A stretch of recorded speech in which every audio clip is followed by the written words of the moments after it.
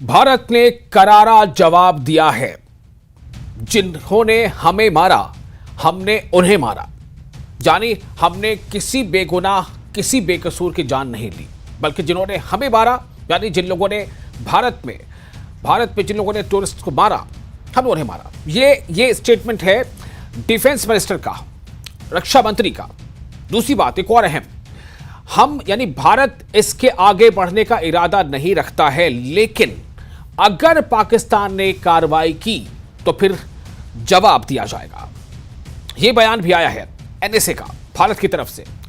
एक और अहम बात, सबसे बड़ी बात यह भी है कि जिस कदम की देश की तमाम जनता, हर एक देशवासी उम्मीद कर रहे थे, आशा कर रहे थे, देशवासियों ने कहा है कि यस, ये अब हुआ, अब जाकर हुआ, यानी कि बदला ले लिया। अब सवाल यह पैदा होता है कि 6-7 मई की दरमियानी रात जो कुछ हुआ, उसके बाद के हालात क्या हैं और उसके बाद के लिए हम कितने तैयार हैं। हम बिल्कुल तैयार हैं।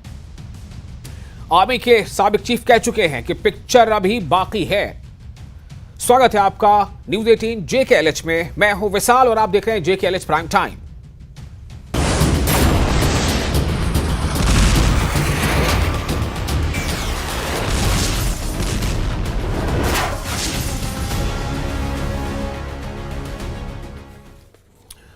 तो ऑपरेशन सिंदूर जो चलाया गया, उसने पड़ोसी मुल्क को, पड़ोसी देश को यानी पाकिस्तान को, आतंकियों की ट्रेनिंग की जगह, आतंकियों की जो ट्रेनिंग कैंप्स थे उन पर जो हमले हुए, उससे पाकिस्तान सकते में है।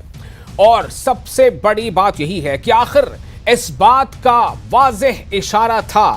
प्रधानमंत्री नरेंद्र मोदी कह चुके थे कि जिन्होंने ऐसा किया है, जिन लोगों ने बेकसूरों की पहलगाम में जान ली है, उन्हें और उनको ट्रेनिंग देने वाले उन तमाम लोगों को मिट्टी में मिला देंगे। ये प्रधानमंत्री ने कहा था, किसी और ने नहीं। प्रधानमंत्री ने यह बात कही थी।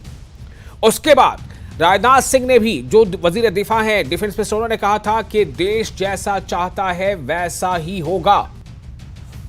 केंद्रीय गृह मंत्री अमित शाह ने भी कहा था कि बदला लिया जाएगा, यानी जिन लोगों ने भी ये कायराना हरकत अंजाम दी है, उन्हें और उनके आकाओं को चुन चुन कर मारा जाएगा। इतना साफ इशारा, और ये कोई गिदड़ भभकी नहीं थी, ये वो संकल्प था, ये वो अज़्म था जिसको पूरा किया है भारतीय सेना ने। और भारतीय सेना में वायुसेना और जो सेना के लोगों ने मिलकर संकल्प को पूरा किया। आप देखिए, एक के बाद एक आपको कई निशान, कई उसके चिन्ह, कई नजारे दिख रहे हैं स्क्रीन पर, जिससे जाहिर हो रहा है कि भारत ने जो संकल्प लिया था उसे पूरा कर दिया है। लेकिन इतना सब कुछ के बाद भी आखिर पाकिस्तान क्या कर रहा था? पाकिस्तान क्यों इस हमले को रोक नहीं पाया? इसी बात की उसी बौखलाहट है। और इसी बौखलाहट में पाकिस्तान ने, जैसा कि पिछले तकरीबन हफ्ते 10 दिनों से ज्यादातर वो LOC पर छिटपुट गोलाबारी करता रहा।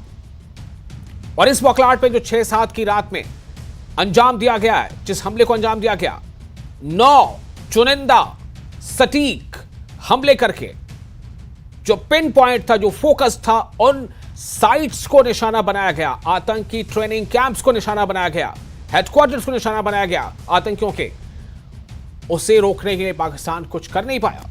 और इसी बौखलाहट के नतीजे में LOC पर पाकिस्तान ने गोलाबारी की, जिसके नतीजे में पुंछ हो या राजौरी हो, इस आसपास में कुछ जगहों पर नुकसान पहुंचा है। कुछ जानी नुकसान है, कुछ माली नुकसान भी है। जानी नुकसान थोड़ा ज्यादा है, लेकिन यह पाकिस्तान की बौखलाहट का नतीजा है। NSA अजीत डोभाल का स्टेटमेंट आया, भारत का स्टेटमेंट आया। भारत ने कहा है कि हम आगे बढ़ने का इरादा नहीं रखते हैं, लेकिन अगर पाकिस्तान ने कार्रवाई की तो फिर जवाब दिया जाएगा, जवाब दिया जाएगा।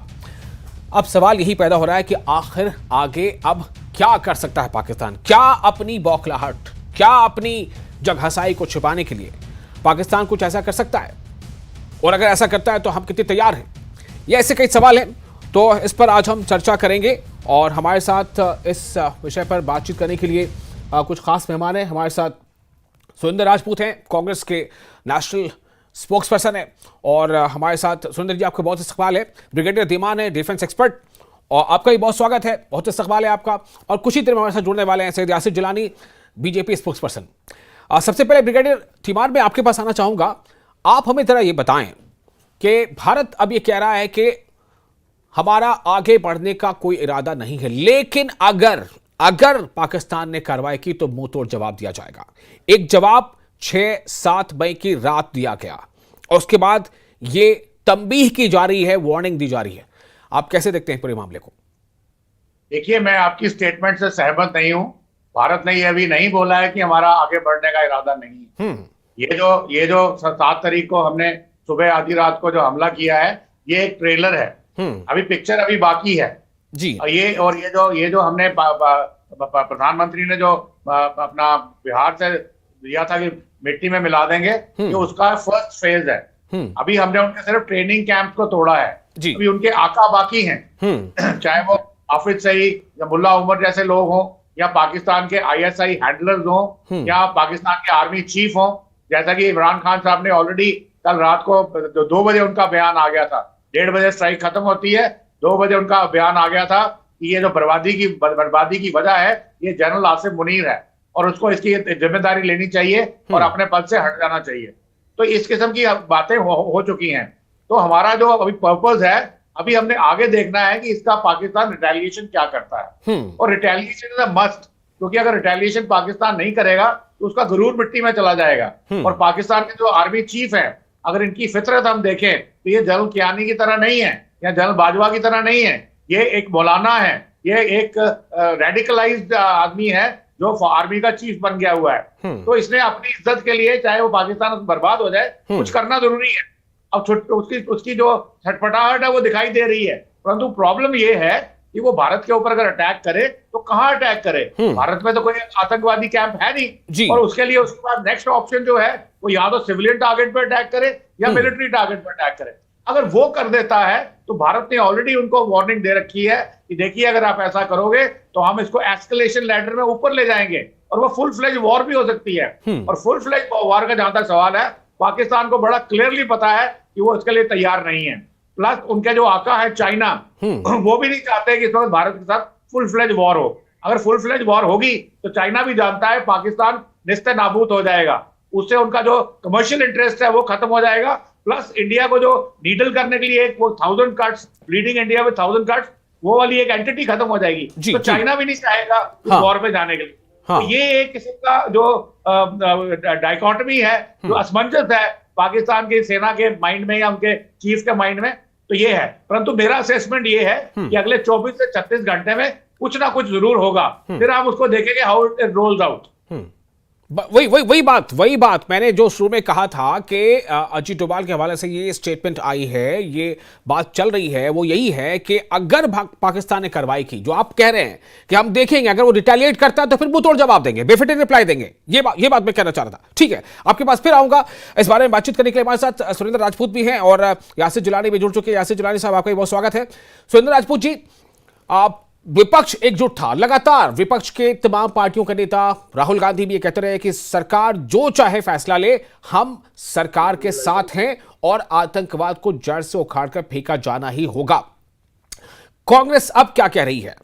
ये जो 6-7 की रात में ये जो हमला किया गया, अटैक किया गया और 9 बिल्कुल चुनिंदा डिसाइसिव जो टारगेट्स थे, जो साइट्स को निशाना बनाया गया, कोई इसमें जो है सिविल कैजुअल्टी ना हो, इसका ख्याल रखा गया। जो सिर्फ आतंकी ट्रेनिंग कैंप से उनका निशाना बनाया गया। साथ ही ये चेतावनी भी कि अगर आप आगे कार्रवाई करते हो तो फिर मुंह तोड़ जवाब के लिए तैयार हो।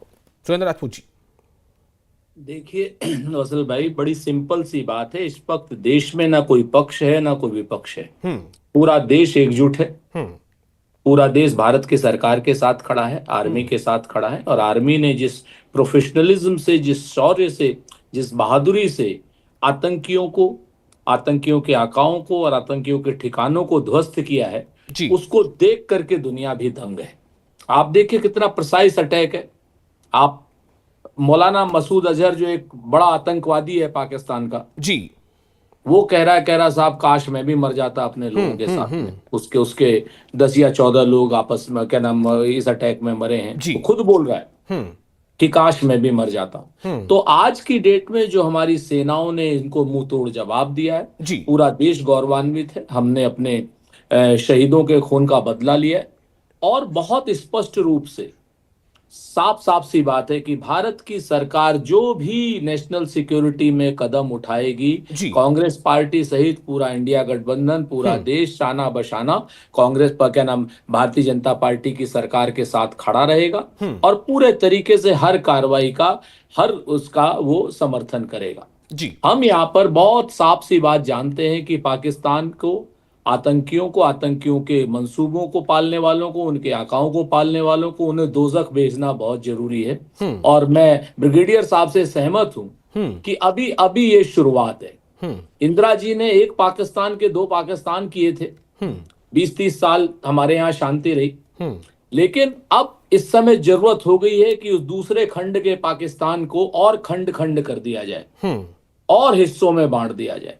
तो इसके लिए हमारी आर्मी पूरी तरीके से तैनात है, हमारी आर्मी पूरी तरीके से सक्षम है और हमारी आर्मी ने अपना जो कौशल का मुजाहरा है वो भी सबके सामने कर दिया है। बिल्कुल। तो हम तो इतना चाहते हैं कि अब पाकिस्तान के और भी कई टुकड़े हों, खंड खंड हो जाए पाकिस्तान, ताकि उसको पता तो चले कि आतंक को समर्थन देने का मतलब क्या होता है, उसकी कितनी भारी कीमत चुकानी होती है। मैं बिल्कुल ब्रिगेडियर साहब से सहमत हूं कि अभी तो ये अंगड़ाई है और आगे और लड़ाई है। और वसल भाई एक बात कहकर के बात खत्म करता हूं।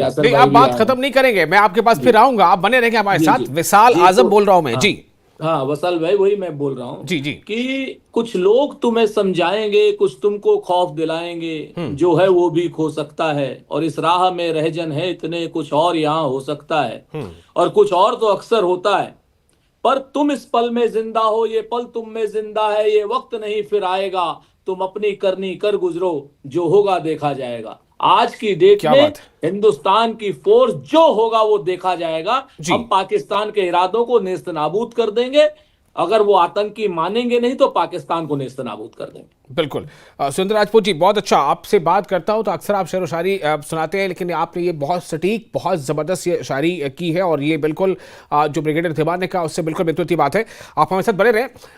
यासिर जिलानी साहब हमारे साथ जुड़ चुके हैं। यासिर जिलानी साहब, बहुत सारी चीज़ें हुई हैं, जो कुछ हुआ पाकिस्तान शायद उम्मीद भी नहीं कर रहा था और इसीलिए जो हमले किए सेना की तरफ से, जो किए गए, जो एयर स्ट्राइक हुई उसमें बिल्कुल प्रिसाइसली और जो डेडिकेटेड फोकस जो साइट्स थे उनको निशाना बनाया गया।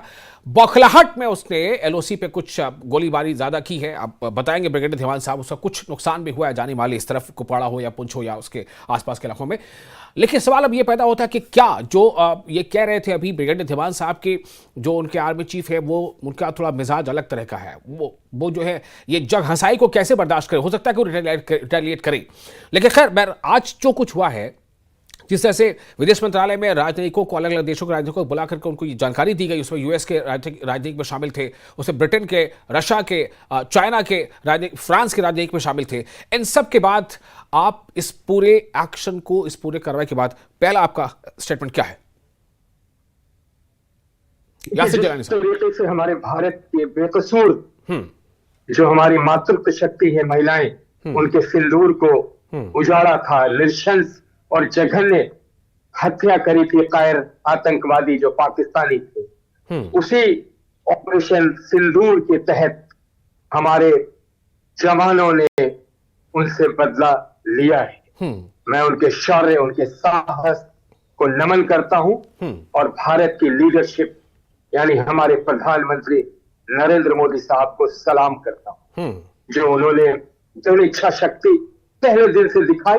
जिस तरीके से हमने धीरे धीरे उन्हें कॉर्नर किया, सर्जिकल स्ट्राइक हमने पानी को बंद करके किया, हमने एयर स्पेस बंद किया, हमने तमाम चीजें, आयात निर्यात, तमाम बिजनेस को बंद किया, हमने घेरा और चारों तरफ से घेरने के बाद जब हमने अपना पराक्रम हमारे फौजियों ने दिखाया है, तो आज पूरी दुनिया हमारे फौज की लोहा मारी। और जिस तरीके से अटैक किया गया, चिन्हित करके अटैक किया गया, जो आतंकवादियों के ठिकाने थे, जो मसूद अजहर का जो पूरा मरकज आप बार बार जो वीडियो दिखा रहे हैं उसमें दिख रहा है कि कैसे इसको तहस नहस किया गया। मेरे कांग्रेस के पुराने मित्र हैं सुरेंद्र भाई, उन्होंने इंदिरा गांधी जी का नाम लिया, मैं बड़ा सम्मान करता हूं, लेकिन उन्होंने मोदी जी की ये प्रशंसा अगर करी होती तो मुझे लगता कि वो राजनीति नहीं कर रहे, लेकिन उन्होंने राजनीति करी। हमने उनके प्रधानमंत्री इंदिरा गांधी पे कभी कोई सवाल नहीं उठाया। उस वक्त भी हमारी फौज थी जब 2 टुकड़े पाकिस्तान के किए। लेकिन मुझे लगता है कि जो जवाब देना था वो हमारी सेना दे रही है और आगे भी वो देती रहेगी। अगर पाकिस्तान बाज नहीं आएगा तो हम उसका जवाब लगातार उसको देंगे। अभी हमारे जो धीमान साहब है जिस फौजी की बात कर रहे थे, आज जो पाकिस्तान सबके निशाने पे आ गया, आज जो पाकिस्तान में लोग भुगत रहे हैं अपने करने का, वो सिर्फ एक आदमी के बड़बोलेपन, उसकी पागलपन, जिसका नाम असीम मुनीर, जो फौजी कम और कट्टरता से भरा कोई प्रीचर ज्यादा था। उसी ने सबसे पहले हिंदू मुसलमान के डिफरेंसेस करके एक बहुत बड़ी खाई पैदा की, जिसपे हम लोगों ने लगातार चैनल पे चर्चा करी। इस तरह के जब लोग फौज में होते हैं, इस तरह के लोग अगर किसी देश को के कमांड उनके हाथ में होता है तो वो सिर्फ बर्बादी लाते हैं, और उस बर्बादी का नतीजा पाकिस्तान के लोग अभी भुगते हैं, क्योंकि हमारे बेकसूर लोगों को उन्होंने हलाक किया था। और जब बेकसूर मारे जाते हैं, एक बेकसूर को भी मारा जाना पूरी इंसानियत के कत्ल। वो उसने असीम मुनीर ने अपने भाषण में ये नहीं अपने लोगों को समझाया, उसने समझाया कि उनकी रियासत जो है वो कैसे बनी। उसने अपने आप को तो बदनाम किया, जो मजहब इस्लाम जो इतना प्यार, इतना इत्तेहाद, भाईचारा, अखलाक की बातें करता है, उसके ऊपर भी उसने सवाल खड़ा किया, जो सवाल बार बार लोग पूछ रहे हैं। तो इस तरह के जब लोग किसी देश में होते हैं तो नतीजा इसी तरीके का। आज भी उनके बड़बोले नेता, जैसे हमारे यहाँ के भी कुछ बड़बोले नेता, आज भी उन्होंने हरकत उनकी बात ली है। मैं उनको इंक्लूड नहीं करना चाहता हूँ, आज बहुत सीरियस इशू पे हम डिस्कशन कर रहे हैं, लेकिन मजबूरी है, कहना पड़ता है। वो राशिद अलवी या इमरान मसूद जैसा जोकर जिसने सवाल उठाया, मुझे हैरानी होती है कि कांग्रेस की लीडरशिप खामोश क्यों रह जाती है जब इस तरह की बात कही जाती है। आज तो पूरे भारत अपने फौज के लिए, आज तो आप रहने दीजिए, आज तो हम सेना के शौर्य की बात कर रहे हैं, उसके पराक्रम की बात कर रहे हैं, क्योंकि आप बोलेंगे तो फिर सुरेंद्र राजपूत जी मौजूद है, वो भी कुछ बोलेंगे। विशाल साहब सुनिए ना, आज तो हमें अपने मस्जिदों में, अपने मंदिरों में, अपने गिरजाघरों में, अपने तमाम जो धार्मिक स्थल है उसमें जाके अपने फौज के लिए दुआएं करने का वक्त है, तो उन्हें कामयाबी और बड़ी मिले। उनके सेहत के लिए दुआएं करने की जगह ये लोग आज भी टीका टप्पी कर रहे हैं। ये थोड़ा सा सोचने का मामला है। हमने तो आज सुबह से ये तय किया है और कल भी हम लोग अपने धार्मिक स्थलों पे जाएंगे और अपनी फौज की फतह के लिए दुआ करेंगे, क्योंकि हमारा भारत जीतेगा तो विश्व हमारे सामने झुकेगा, विश्व हमें सलाम करेगा और विश्व चारों तरफ से पाकिस्तान को बिल्कुल बिल्कुल बिल्कुल बिल्कुल। सुरेंद्र जी, आप कुछ कहना चाहेंगे इस पे? दो चीजें बड़ी साफ हैं। पहली बात, यासिर भाई ने कहा कि मैंने मोदी जी के लिए नहीं कहा, पता नहीं क्या सुनना चाहते हैं मोदी जी के लिए। भाई मैंने तो पहले ही यासिर भाई कहा कि भारत की सरकार, भारतीय जनता पार्टी की सरकार के साथ शाना बशाना हम लोग खड़े हैं और उनकी हर कार्रवाई का समर्थन कर रहे हैं, कंधे से आज कोई विपक्ष नहीं है। बहुत अच्छी बात करते हैं। और अगर नरेंद्र मोदी जी भारतीय जनता पार्टी के प्रधानमंत्री या भारतीय जनता पार्टी के कार्यकर्ता नहीं है तो मैं नरेंद्र मोदी जी का अलग से नाम ले देता हूं। अजीब किस्म का वितंडा है, मुझे खैर आज इस चक्कर में नहीं पड़ना।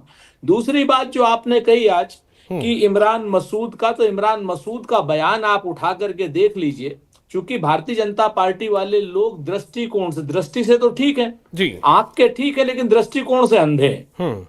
इमरान मसूद ने एक शब्द भी गलत नहीं कहा। इमरान मसूद ने कहा कि वहां पे कार्रवाई में जितना उनका नुकसान हुआ है, जितना उनका नुकसान हुआ वो भी सबके सामने, ताकि दुनिया को पता तो चल सके जी। तो ये तो अगर कोई पॉजिटिव बात कह रहा है, चूंकि लोगों को क्या करना है कि कांग्रेस के लोगों को टारगेट करना है। आज भी ये लोग, भारतीय जनता पार्टी के लोग पाकिस्तान से लड़ने की जगह, हमारी सेना पाकिस्तान से लड़ रही है, लेकिन भारतीय जनता पार्टी के लोग आज भी कांग्रेस से लड़ रहे हैं। जी, आप अगर अच्छी बात करते हैं तो हमारा अच्छी बात अभी हमारा अभी सीडब्ल्यूसी की मीटिंग, आपका रिकॉर्ड मल्लिकार्जुन खड़गे से शुरुआत होता है, जो आपके राष्ट्रीय अध्यक्ष हैं।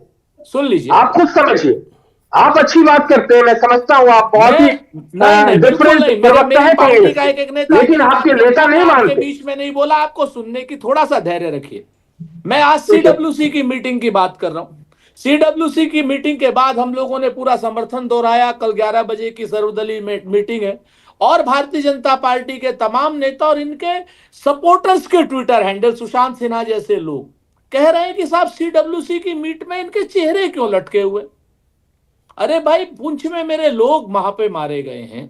आज की डेट में कोई ये वो नहीं है भाई, जब आपकी मीडिया हेड सुप्रिया श्रीनेत राय का फोटो डालती है तब आप कुछ भी बोलते हैं। नहीं सर, हमने ऐसा कुछ नहीं किया। यासर भाई, भारतीय जनता पार्टी के लोगों को समझाइए कि आप जैसे लोग बने। आप भी सुप्रिया श्रीनेत को समझाइए, आप जैसे लोग बने, भारतीय जनता पार्टी के लोगों को समझाइए और समझाइए भारतीय जनता पार्टी के लोगों को कि ये देश एक है, कोशिश मत ये देश भारतीय जनता पार्टी के कुछ लोगों के, कुछ बेवकूफ, कुछ चंद पागल लोगों की वजह से खराब नहीं किया जाएगा।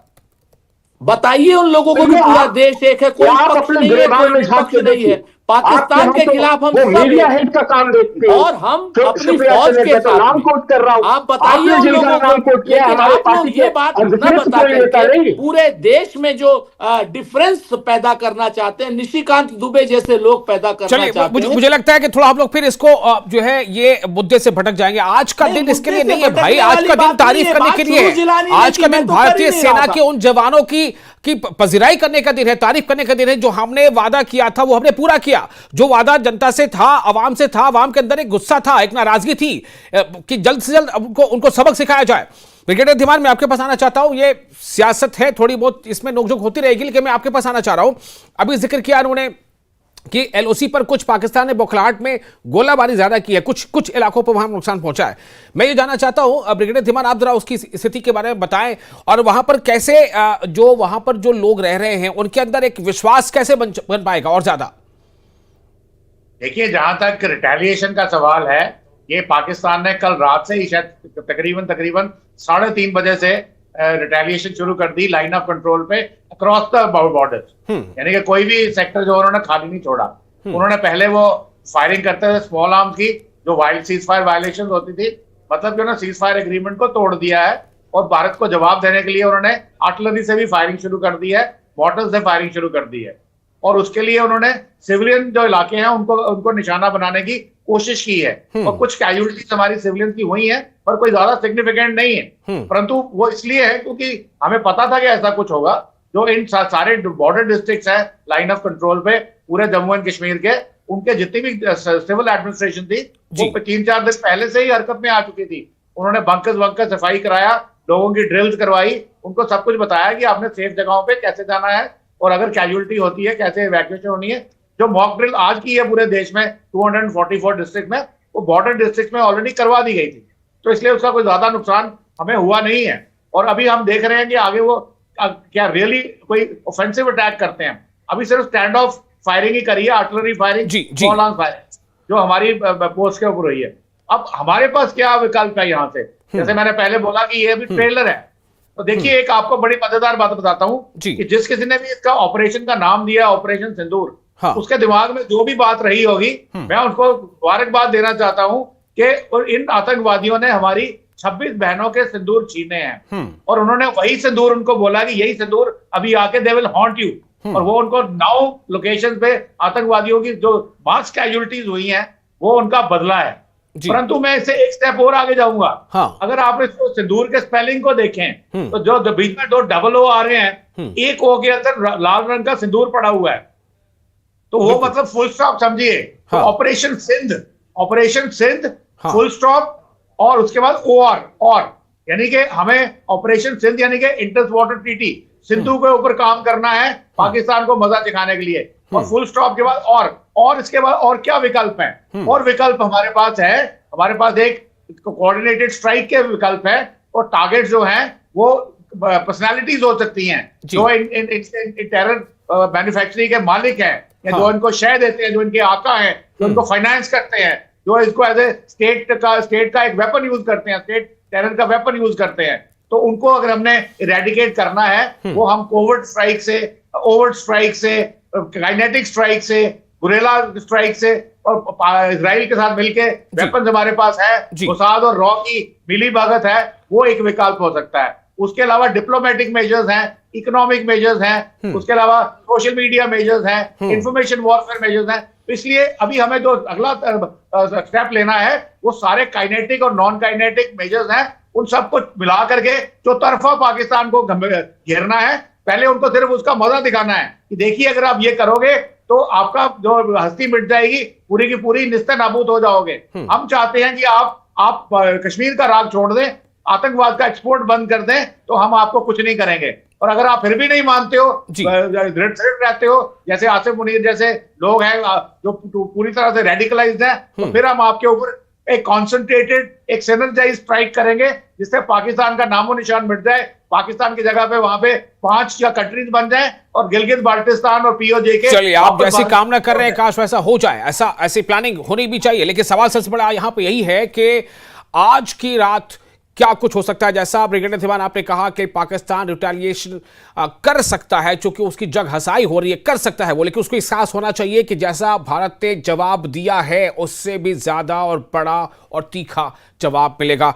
बहुत शुक्रिया सुरेंद्र राजपूत जी आपका, यासिर जिलानी साहब आपका भी, अब वक्त नहीं बचा, बहुत शुक्रिया आप तमाम लोगों का, और ये एक अच्छी बात थी। और ब्रिगेडियर धीमान आपका बहुत शुक्रिया।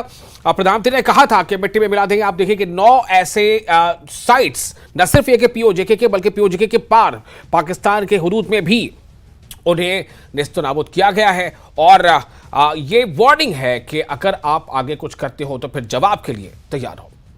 तो फिलहाल इस प्राइम टाइम JK में इतना ही। आप बने रहें कि एक नजर डालते हैं टॉप न्यूज पर।